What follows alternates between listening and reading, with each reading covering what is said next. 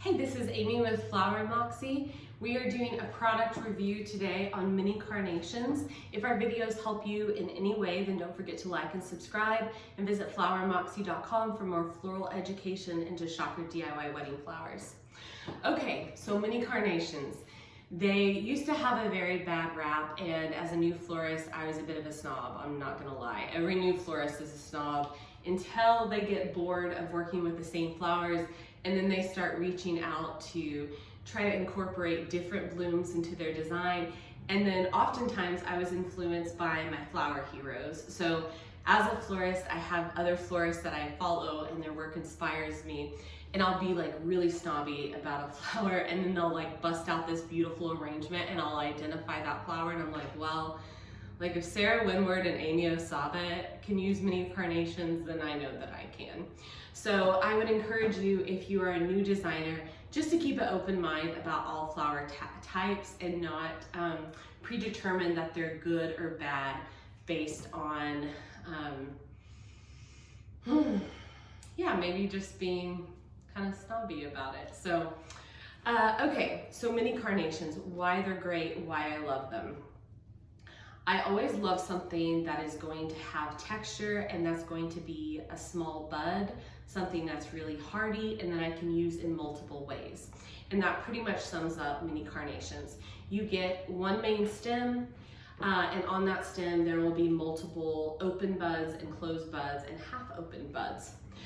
There typically comes 10 stems to the bunch, but I feel like I get quite a bit. I often use them in small work like boutonnieres, corsages, floral crowns, bud vases. So typically with most weddings, unless a client tells me I don't want to see any carnations, I will buy them just to backfill and use like the closed buds and just have more small textured things to work with.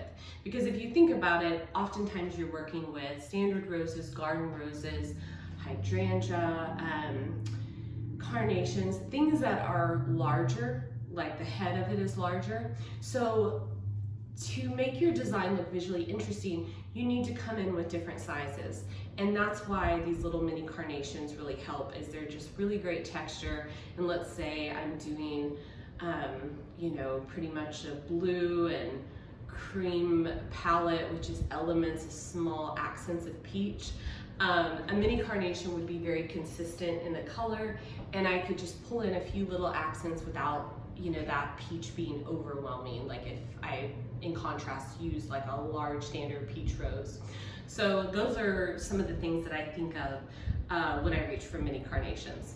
So they are extremely, extremely hardy. Sometimes they come in closed. So for instance, this one is very closed. And just like with the standard carnations, they're very tough. So you can use your thumb to manually open the head of the carnation. Florists call it fluffing up the carns.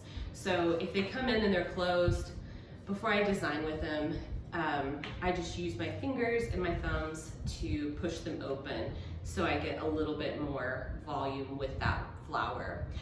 This is the only flower that you can manhandle in this way, is a mini or a standard carnation. By touching them, you're not going to bruise the head of the flowers, even a white one, which is, pretty unusual. I typically always cut these apart. So this is a really good example. So when I'm preparing my recipes and I'm prepping my flowers, I will come in and just start pulling this apart, which feels very unnatural. I still have quite a cluster on this one. So more than likely to pull this into a bouquet, I would still remove a few. And this is not trash. I would put this aside in just kind of like a cup, and I would repurpose this for boots, corsages, crowns, cake flowers, bud vases. You can even give handfuls to your photographer to do a flat lay. So there's a lot of just different ways that you can use Mini Carns. They come in quite a few colors, and they're very consistent. So I highly recommend them, and just know that they're a very lovely hardy flower that has great texture.